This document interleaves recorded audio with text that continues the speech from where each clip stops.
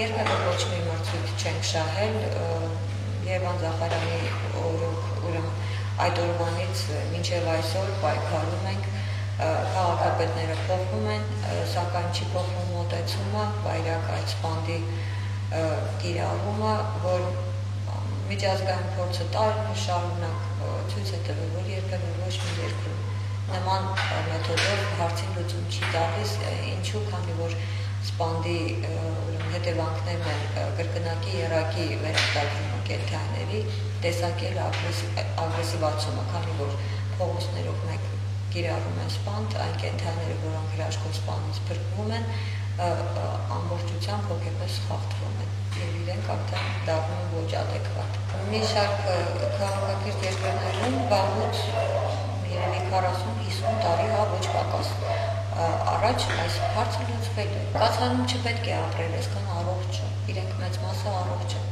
բայց ինչի համար են ապրում, որովհետև ստերիլիզացվում են կամավորների խմբում հայթայթված գումարներով շները եւ այնուհետև քաղաքապետարանը փոխանակ ինքը մասսայական ստերիլիզացնի, որի համար ինքը բավականին մեծ գումարներ է դուրս գրում, տարեկան 180 միլիոն, որից միայն 120-ը նախատեսված է ստերիլիզացիայի համար։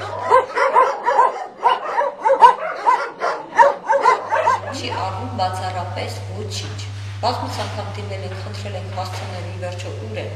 այդ շները, պատասխանում են լավ չեք մանեք եւ որ լավ մանգակ կգտնեք։ Ցավոք սա առաջի եւ միակ կացարանն էր, ի սկզբանե ես կացարանը չէի պատրաստվում բացել ապաստարանազում կենդանիների համար։ Մենք նախատեսել ենք, որ կլինեն կլինիկաներ, որտեղ կվիրահատվեն շները եւ բաց կթողնվեն, որպեսզի քաղաքում լինեն շատ ստերիլիզացված եւ պատվաստված շներ, որպեսզի նրանց տեղը չգրավեն չստերիլիզացված շներ, որոնք շատ արագ են բազմանում, դուք գիտեք։ Իսկ կացարանը պետք է ապրեր ոչ ադեկվատ մասը եւ ինվալիդ մասը, որոնք թույլ կլինեին եւ չեն կարողանա գոյատևել փողոցներում Երևանում։ Բայց ստիպված դառավ կացարան ապաստարանազուրկ նաեւ առողջ կենդանիների համար, քանի որ անխնա ոչնչացնում են եւ մեր կողմից ստերիլիզացված շները։ Այդ իսկ պատճառով արդեն կացարանում կա այսքան շուն, առողջ շուն, որը աբսուրդ է, որ ապրում է կացարանը։ Նախորդ քաղաքապետների հետ մենք հանդիպումներ ենք ունեցել, խոսել ենք պարոն Կարապետյանի հետ, անհնար է, բազմից անգամներ դիմել ենք, բայց նա ընդհանրապես չի կարևորում այն խնդիրը, որ կա այսօր։ Խնդիրը շատ ավելի սրվել է, քան նախկին քաղաքապետների օրոք, ու գիտեք պատճառը որն է, որ չի եղել երբևէ ոչ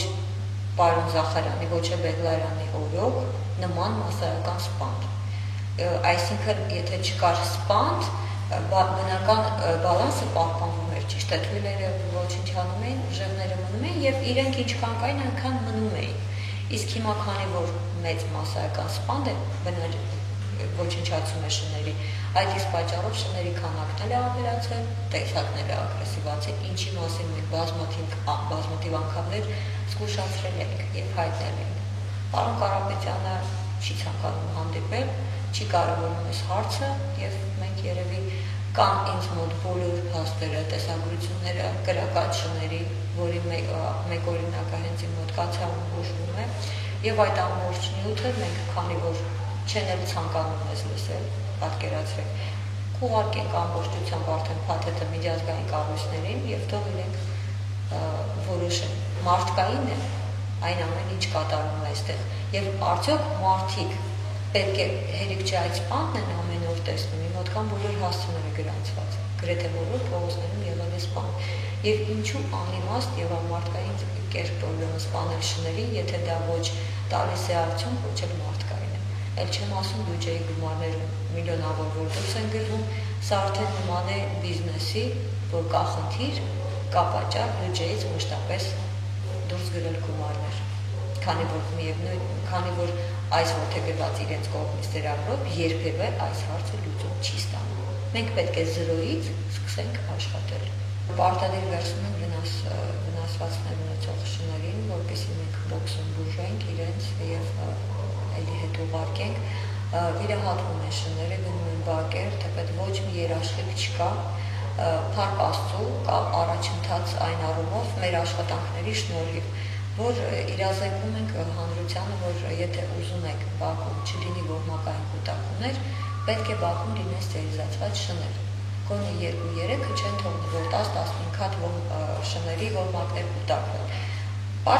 Բացատրում ենք, որ մենք 0-ից պետք է սկսենք, որ եթե ձեզ թվում է 1 օրում կամ 2 օրում հնարավոր է այդպես անել, որ ձեր բակում շունչ լինի, դա այդպես անհնար է։ Երբևէ չի եղել ոչ պետական աջակցություն մեզ մոտ, կամավորների խումբ կա, ասենք, ես ինքը դաշնակահարում եմ իմ ուսանողների գումարը եւ